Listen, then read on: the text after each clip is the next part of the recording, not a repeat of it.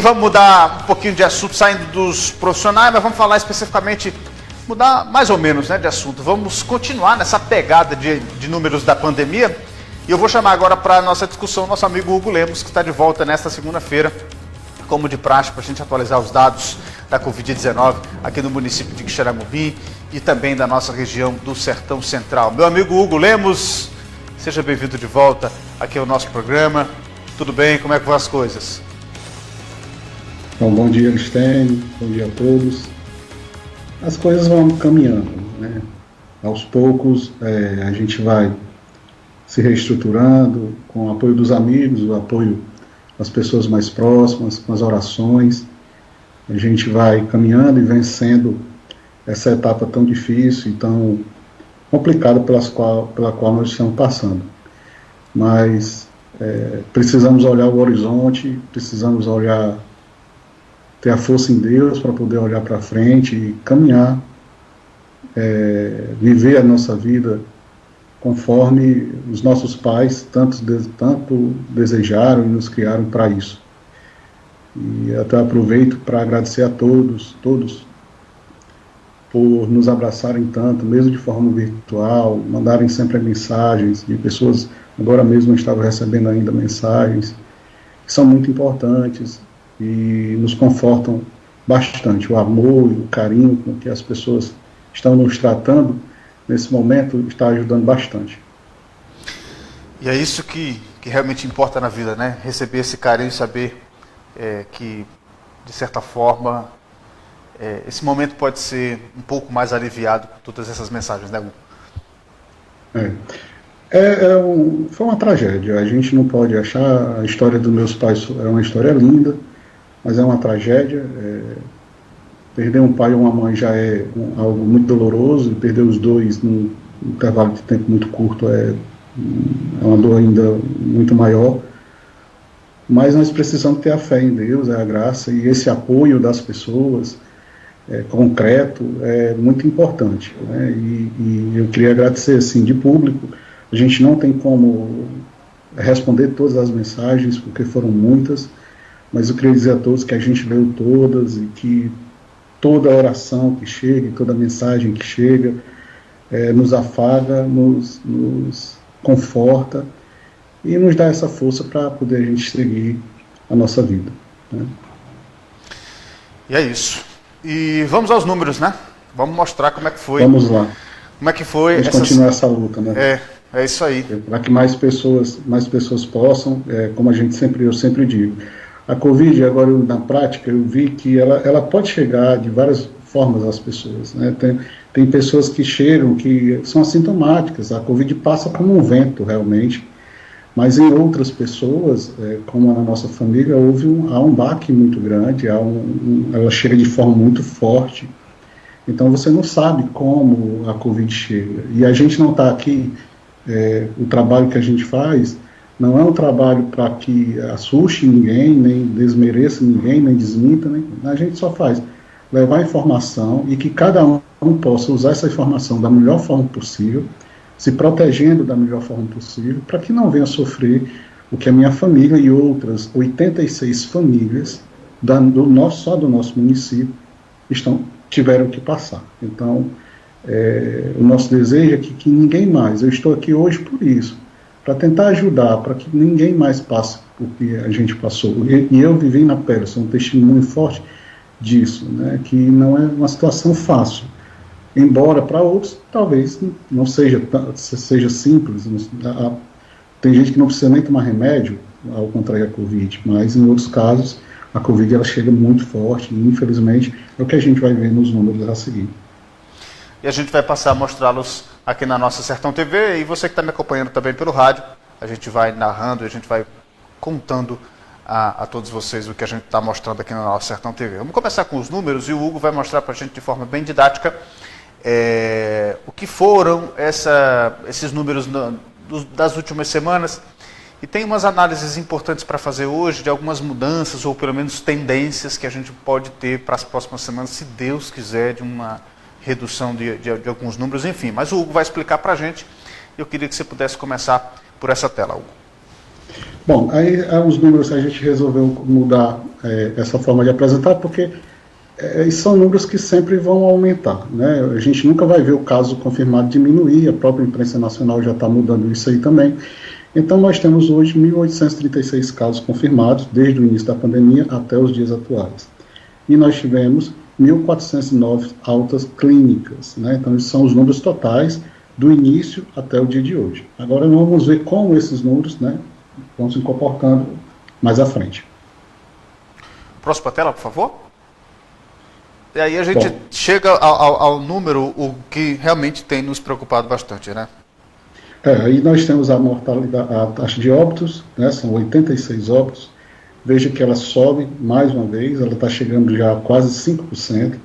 É uma taxa de óbitos muito alta. Nós tivemos, a gente está aí, já o mês de agosto já superou o mês de julho, né, então a gente ainda tem ainda 6, 7 dias de agosto. E já isso me assustou muito, viu, Hugo? Eu já achei um absurdo o mês de julho, 27, e no dia 20 de agosto a gente bateu o mês de julho inteiro. Eu disse, meu Deus do céu, onde é que nós vamos chegar? Pois é, agora os números, a gente vai ver mais detalhes dos números, então a gente pode ter uma ponta de esperança caso as coisas mudem, né? Podemos passar. Vamos para a próxima tela, por favor? A gente tem os três dados juntos, né? Os números comparativos. Olha, essa é a semana que a gente sempre quis, tá? Nós tivemos 121 casos confirmados, certo? Nós tivemos 334, é esse o movimento que nós precisamos. Mais altas do que casos, né? Mais alta do que casos. E aí a gente consegue ter um certo controle da Covid, as coisas vão diminuir. E um aumento de 11%, mas ainda, como a gente tinha um número de casos muito alto, isso repercute ainda dentro dos casos, dentro dos óbitos, né? Então, mais uma semana com mais de 10 óbitos. Então, com essa redução, com menos casos sendo confirmados, a gente espera que esse número de óbitos, a gente sempre disse isso, a gente sempre falou isso. A gente sempre falou, quando aumenta os casos, lá na frente aumenta tudo. Aumenta as altas, como a gente está vendo, muita alta, mas aumenta também os óbitos, né? É inevitável. Então, o grande segredo é não positivar, o grande segredo é controlar a doença na base, para não contagiar e para não gerar óbitos lá na frente. Isso ainda é reflexo dessa onda que eu ainda não afirmo ser o pico, que a gente tenha passado pelo pico, vou dizer por que lá na frente, mas que pode ter sido o pico, pode ter sido. E aí a gente vai ver isso nos próximos dias. Pode passar para a próxima tela, a gente vai mostrar a próxima imagem, o Hugo vai falar um pouquinho mais sobre isso mais na frente. Aí a gente tem esse comparativo mês... O comparativo do mês que continua elevadíssimo, né? Porque vinha elevado, ela estabilizou agora, mas são 700 pessoas contaminadas dentro de um mês. São quase 1.000 pessoas. Né? Então a gente ainda continua elevado, embora os números comecem a sinalizar outra coisa. Hugo, a gente também tem percebido, e aí eu tenho visto também alguns números do Estado, e também tenho visto alguns números do Brasil, tenho acompanhado, inclusive, quando a gente chegar na taxa de transmissão, vou falar de uma matéria que foi feita no Fantástico ontem, muito interessante, não sei se você viu, que fala sobre a questão da taxa de transmissão e que esse é um número que a gente precisa observar. Para saber como é que está a situação, e a matéria também questionava por que é que depois da flexibilização os casos estão caindo em vez de subir, né, em algumas cidades. Em alguns casos. Em alguns casos. Pois é, então a gente fala mais sobre isso daqui a pouquinho. Eu estava falando acerca desse período. Esse crescimento também, mês a mês, a gente vê no Ceará, a gente vê no Brasil, que isso também acontece não só aqui em Xaramubim, mas é um movimento... A questão é que o Brasil ele não consegue controlar a epidemia, ele conseguiu estabilizar. Se você vê, está com mais de 60 dias, eu disse na minha participação, que o número de mortes diárias, o número de óbitos diários é 1.000 no Brasil todo. Isso quando aconteceu na Itália era como um genocídio. Lógico, a Itália é um país menor, né? É menor, mas a gente não consegue diminuir, a gente não consegue. E o número de casos diários no Brasil, porque a média móvel, né, que a gente faz aqui também, está em 45 mil e não baixa. Então a gente subiu com números muito elevados, nosso país como um todo, E estabilizou, não cresceu mais, e o Brasil não tem pico, tem platô, é o que eu falo sempre. Tem um platô, porque ele sobe e fica ali em cima e não desce. Então por isso que eu não afirmo que a gente passou pelo pico ainda, eu não posso afirmar, porque tem que saber como vai se comportar. Agora, se começar a cair, como caiu em alguns locais, aí sim, vivemos o pico e assim passamos. Ela é tão dinâmica que você vê que aqui em Xaramubim a pandemia se comporta de um jeito, em Quixadá já está comportando de outro, em Pedra Branca de outro. Então vai de local para local mesmo. É tão minucioso que você tem que olhar o bairro que você está, o distrito que você está, porque cada um vai ter uma realidade diferente. Pois é muito interessante. Esses dados nos mostram justamente como a pandemia é diferente em realidades diferentes, em bairros, em distritos, como você falou mesmo, né? Então ela se manifesta de forma diferente a entender de variáveis circunstâncias para tudo isso. Vamos mostrar a próxima tela para a gente continuar conversando? Nós temos aí justamente os casos por dia. Pois é, os casos, a gente está tendo menos casos, agora lá na testagem a gente vai falar, né, que a gente teve o pico aí de 30, né, estão diminuindo, mas os resultados estão demorando mais. Então, essa minha pergunta, meu questionamento à pandemia, não a ninguém, né, mas o questionamento aos números. Nós estamos realmente reduzindo ou devido à demora, porque agora os testes são suaves, e o SWAB demora até 5 dias úteis para sair, realmente é uma redução ou a gente está só adiando o resultado? Né? Então a gente tem que pensar um pouco nisso aí. E por isso que eu digo, eu preciso ainda mais de 1 ou 2 semanas para afirmar se a gente passou pelo pico ou não, porque esses resultados que vão chegar é que vão fazer a diferença. Bom, só para você que está me ouvindo e está nos vendo, o Hugo falou em relação à SWAB. SWAB, gente, é um nomezinho técnico que é dado para esse exame, tá? É RT-PCR, mais conhecido popularmente por SWAB, porque ele retira com aquele cotonetezinho, né? Ele retira a saliva, faz também a coleta da mucosa nasal, e aí a gente chama isso de SWAB porque ele é diferente do teste rápido, que sai em cerca de 20, 30 minutos o resultado. Esse exame é coletado, a amostra é levada para o laboratório central lá em Fortaleza. Por isso que há essa demora de cerca de 48 horas, porque de lá o resultado volta para a secretaria e a secretaria informa ao paciente que fez aí, portanto, esse exame. E eles mudaram esse sistema recentemente, justamente para garantir uma maior testagem e testar os sintomáticos, todo aquele que apresentar sintoma hoje no município, procurar uma unidade básica de saúde, ou procurar um médico, ou procurar, enfim, qualquer unidade, vai receber a orientação do médico de fazer esse exame via SWAB, e esse SWAB significa isso. Vamos continuar as nossas informações. Esse foi os dados por dia. E agora os casos por semana. Deu uma baixada, né? Pois é, justamente. É uma baixada, né? Então a gente está com 2 semanas estabilizado aí em 120 casos, né? 122, 121. O que é um bom sinal. Só não posso dizer ainda se é o pico ou não. Foi justamente a pergunta que eu lhe fiz no fim de semana. Eu disse, Hugo, acho que nós estamos no pico. Aí você disse, eu acho bom esperar um pouco mais, né? Eu vou lhe dizer, pode passar a tela? Pode passar. Né? Que aí lá nos testes eu vou explicar por quê. Lógico, quando você diminui, aí a média diária. A semana passada nós tivemos 17 casos por dia, diariamente, e essa semana se repetiu, né? Foi quase o mesmo número de casos, e que é uma boa sinalização, né? A gente só não pode a gente tem que analisar um pouco mais ainda, né? Mas para ter mais números no futuro, nas próximas 2 semanas, para poder a gente realmente comemorar e dizer que foi uma baixa real, né? E assim a gente está controlando a pandemia. Chega a ser bem proporcional também, né, Hugo? Porque você tem... Foi 121, 122, né? Acabou ficando bem... Há uma estabilidade, né? Porque caiu, como você registra menos, essa média móvel também vai ficar menos justamente por conta dessa... É um dado que corresponde ao outro, né? Isso, justamente. Próxima tela, por favor. E aí as pessoas que estão em acompanhamento. Aí é um dado real e comemorável, né? Porque sair desse patamar de 500, quase 600, está assustador, e a gente está em 341, é uma queda significativa, cerca de 40% de queda, e é um dado para a gente poder comemorar bastante, porque aí diminui muito. Quando for a próxima semana, a nossa RT, a nossa taxa de transmissão, vai estar bem melhor. Você vai ver devido a esse número que a gente está tendo aqui agora. Mas se você observar, nós tivemos de 501 até 326, nós tivemos uma queda, olha, ó, 1, 2, 3, nós tivemos 3 semanas de queda nesses registros de pessoas em acompanhamento. Aliás, 3 dias, né? 3 dias. Sim, claro, isso aí é diário, né?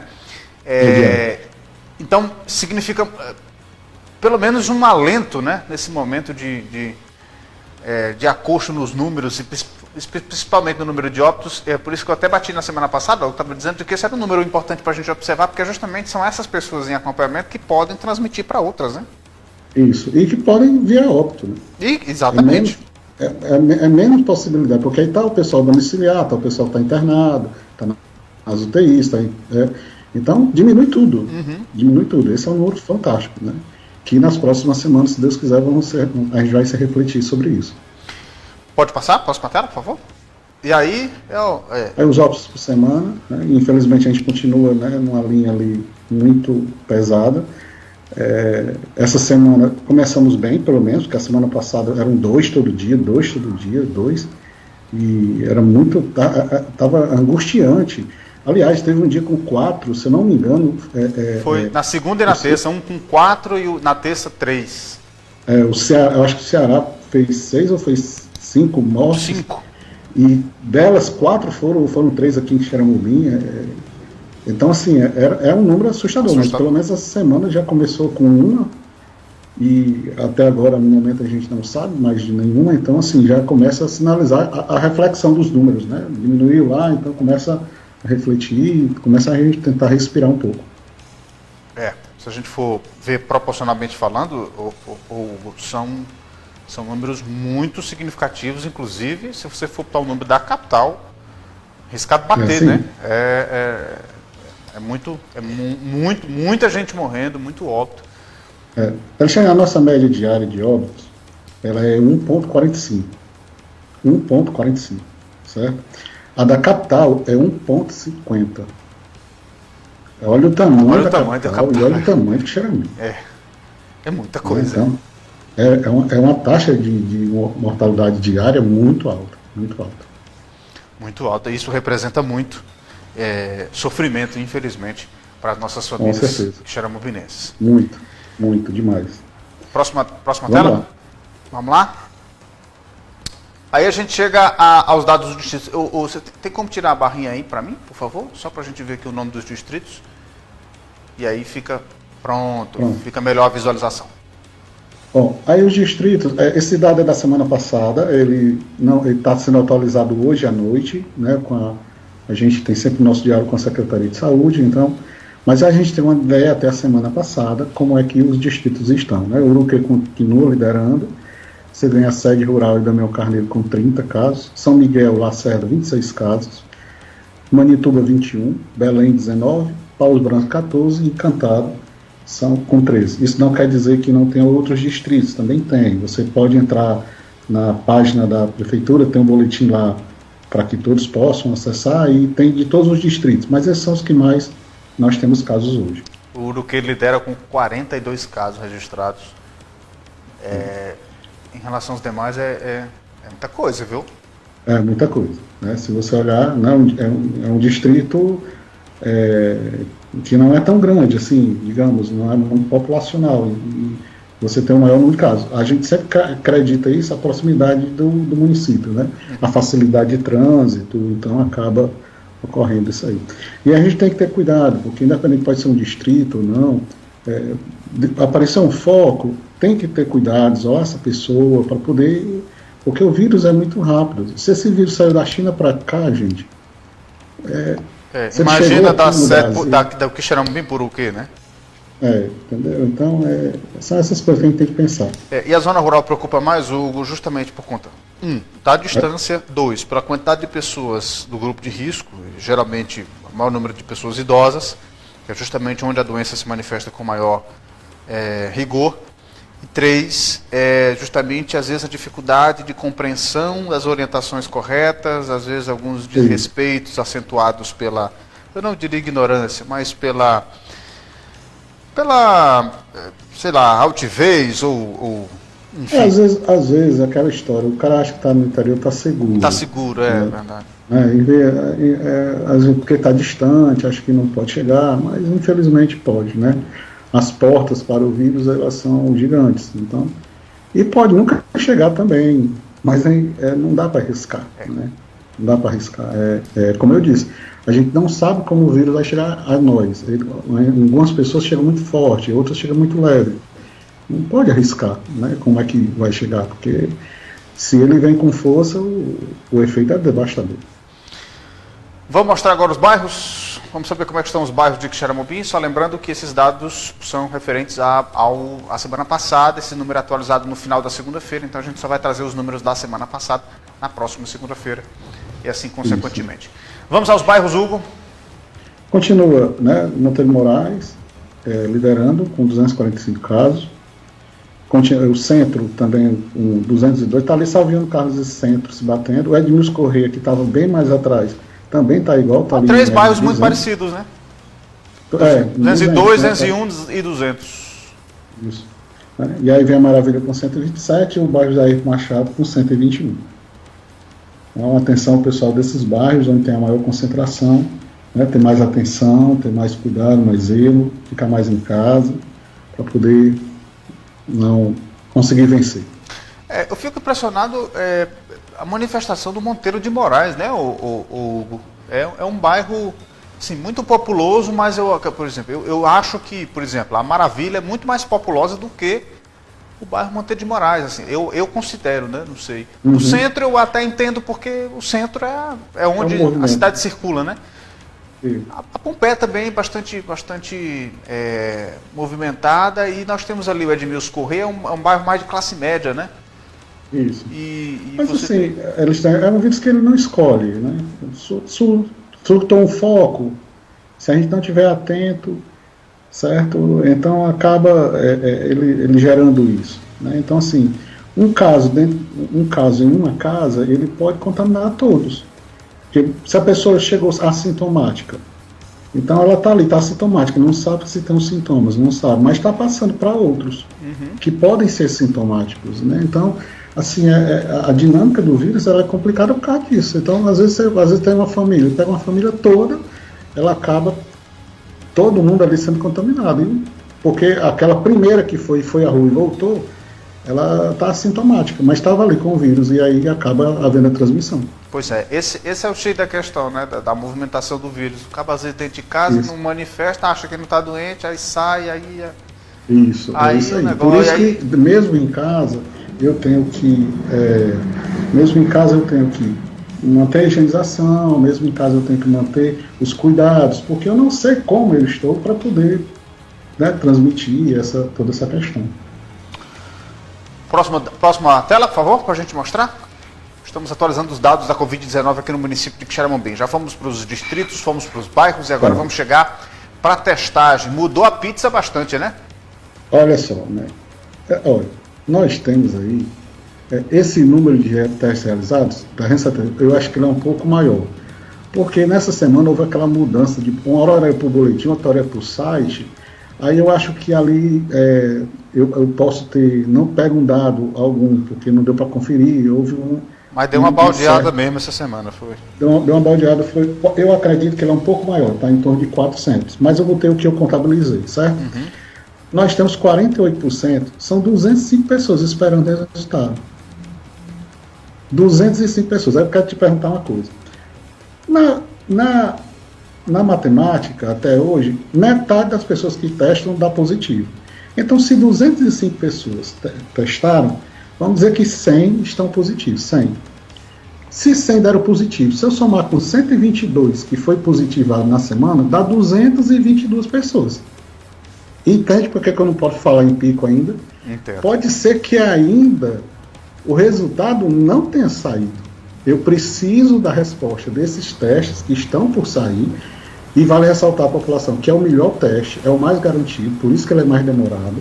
Ele não é muito raro, ele dá um falso negativo, falso negativo, porque o teste rápido ele não é tão confiável, você tem que ter uma série de dias, então o SWAB, que é esse teste do Cotonete, é o mais seguro, o procedimento é o adequado, é correto, a testagem está aumentando, mas se eu tenho 200 pessoas e em média metade dá positivo, eu tenho mais 100 casos.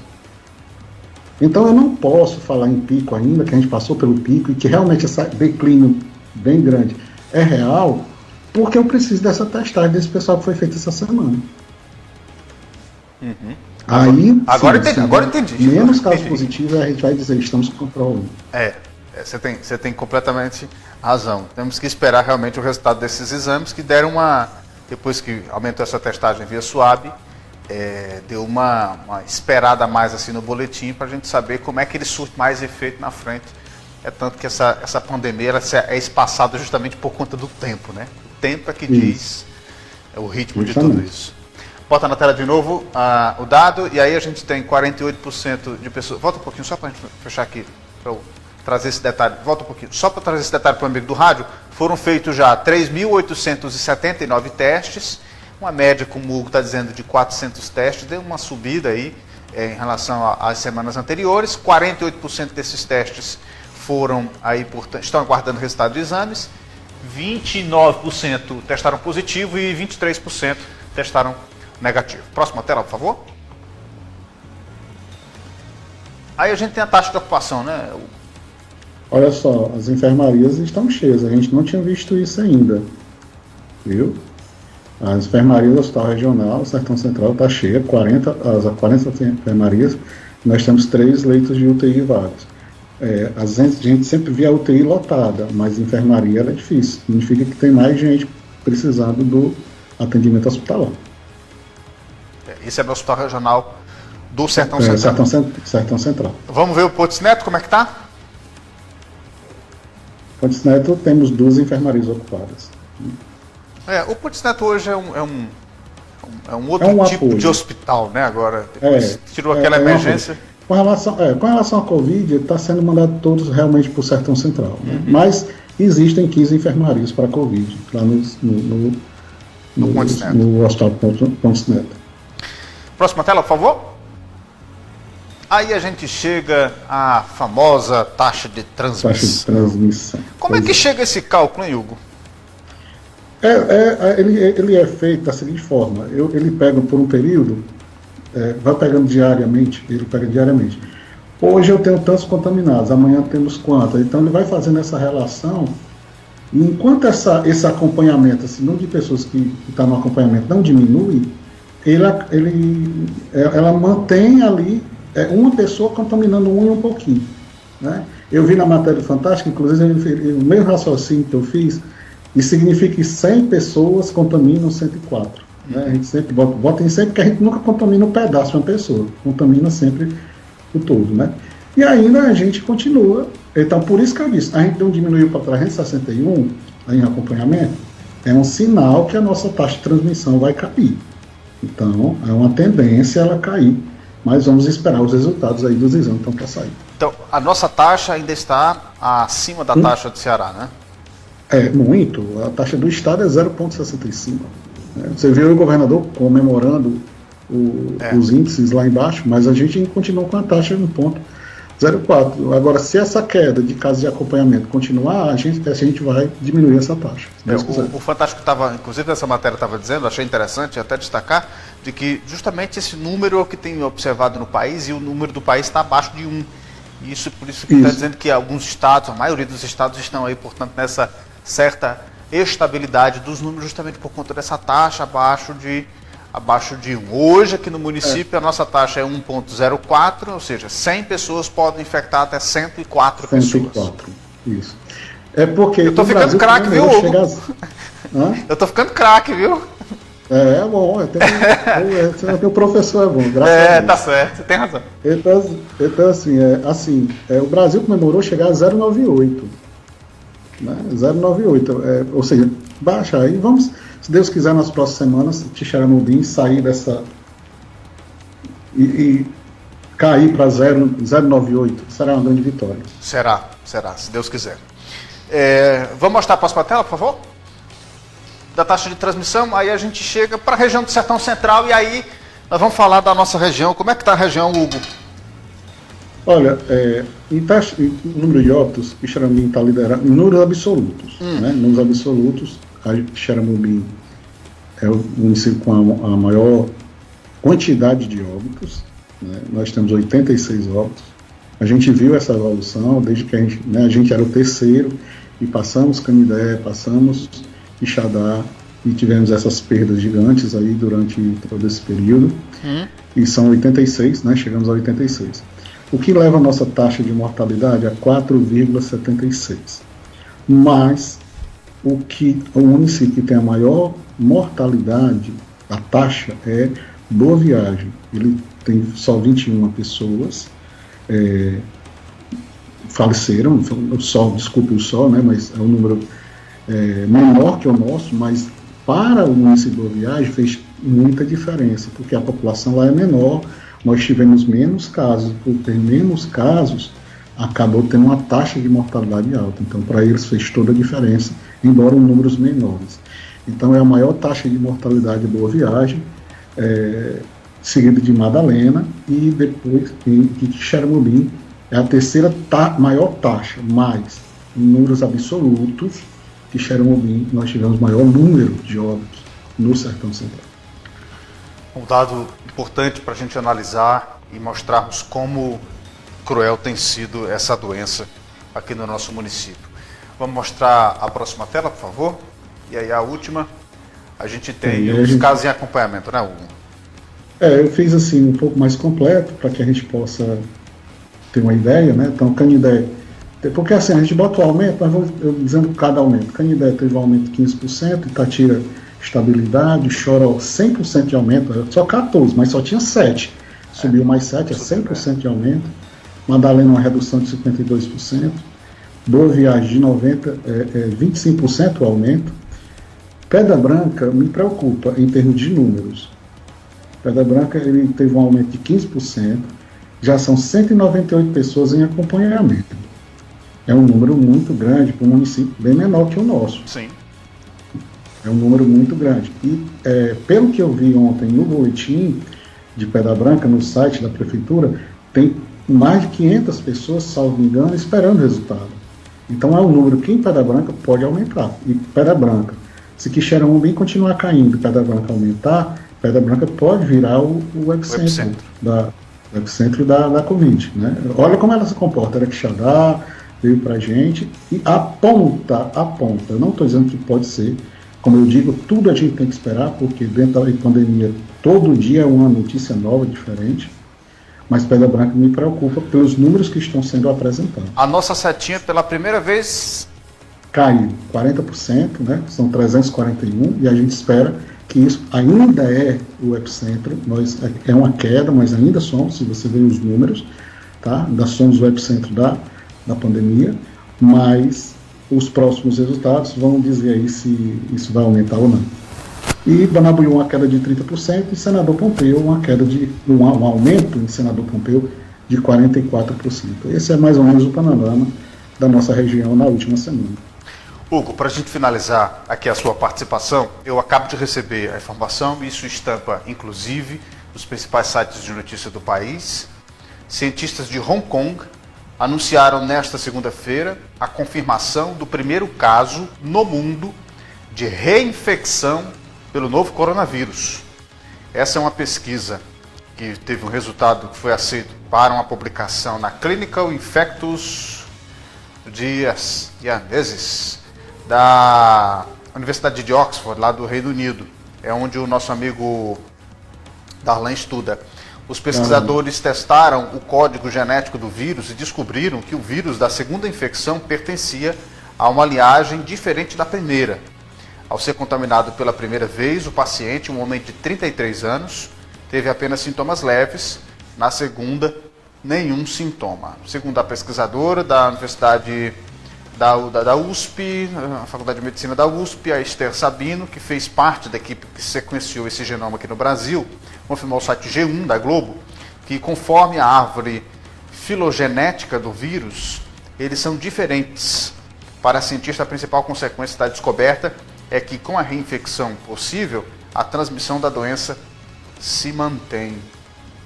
E aí a gente vai ter que conviver com essas notícias até que essa vacina saia, né, meu amigo? E a vacina é o seguinte, se o vírus mudar, ela vai servir para o primeiro vírus, não vai servir para o segundo. Então, ainda tem essa, né? Então é assim, não há outra coisa, é ter cuidado, ter o cuidado, ter o zelo, isso vai durar por... Os especialistas acham que a pandemia dura mais 2 anos, né? Porque mesmo com a vacina, a gente vai ter que ver a eficácia da vacina, vai ter que conviver para poder a sensação de segurança, digamos assim, a sensação de segurança, o mundo voltar a uma certa normalidade, é de 2 a 3 anos depois que todo o processo. Lógico que na hora que chegar a vacina, vamos nos sentir mais seguros, porque você tem, mesmo que ela proteja uma grande parte da sociedade, você vai diminuir a taxa de transmissão, porque vai ter uma boa quantidade de pessoas. É o que está acontecendo hoje. Boa parte das pessoas está adquirindo imunidade e outra parte está se cuidando mais. Então, é isso que acontece no estado do Ceará. Por isso que está 0,65 a taxa de transmissão. Cuidado e imunização. Agora, não significa dizer que eu estou imune. Por exemplo, a vacina da H1N1 eu não tenho que tomar todo ano. Por quê? Porque eu tinha uma vacina que serviu para aquele vírus, mesmo sendo H1N1. Quando é no outro ano, eu tenho que tomar de novo. Porque pode aparecer novos vírus da gripe, que não aquilo que eu tomei aquela vacina. Então, a gente tem muito ainda que conviver com a Covid-19. É isso. Esses são os números desta semana do Sertão Central e também de Quixeramobim. Hugo, muito obrigado pela sua participação. Segunda-feira você volta atualizando todos esses dados para a gente. Se Deus quiser, um grande abraço a todos. Eu queria agradecer a solidariedade de todo mundo, a todos os abraços, todas as mensagens nesse momento de muita dor, que está doendo muito ainda, muito, mas a vida tem que seguir. E vamos tentar fazer o nosso papel aqui toda segunda-feira. Um grande abraço. Valeu, Hugo. Obrigado pela sua participação. Bom, é isso, meus amigos. Esses são os números da Covid-19 aqui em Quixeramobim, no Sertão Central. Eu faço uma pausa rápida aqui no nosso programa. Na volta, eu trago mais informação do ponto de vista. Não sai daí no rádio, na TV e na internet. Eu volto já.